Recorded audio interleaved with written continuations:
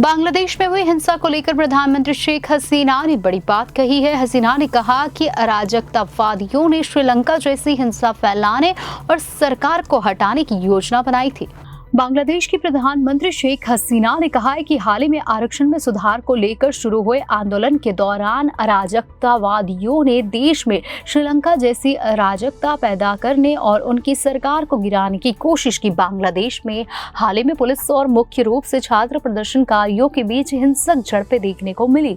प्रदर्शनकारी विवादास्पद आरक्षण प्रणाली को समाप्त करने की मांग कर रहे थे, जिसके तहत 1971 में बांग्लादेश के मुक्ति संग्राम में हिस्सा लेने वाले लड़कों के रिश्तेदारों को सरकारी नौकरियों में 30% आरक्षण देने का प्रावधान किया गया था।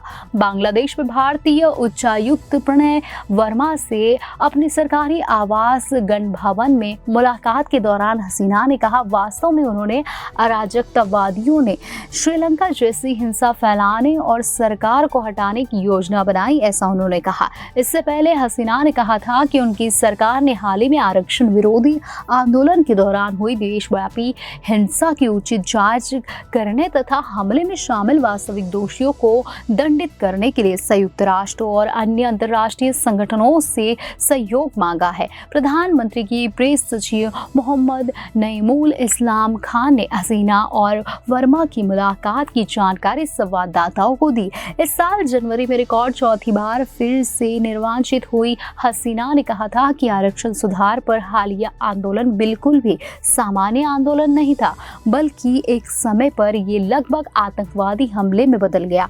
जुलाई के मध्य में हुई हिंसा में कम से कम 150 लोग मारे गए, कई हजार लोग घायल हुए और प्रमुख सरकारी प्रतिष्ठानों को नुकसान पहुंचाया गया। भारत ने बांग्लादेश में हिंसक विरोध प्रदर्शनों को देश का आंतरिक मामला भी बताया। भारत उच्चायुक्त ने विरोध प्रदर्शनों के दौरान जान माल के हुए नुकसान पर शोक व्यक्त किया।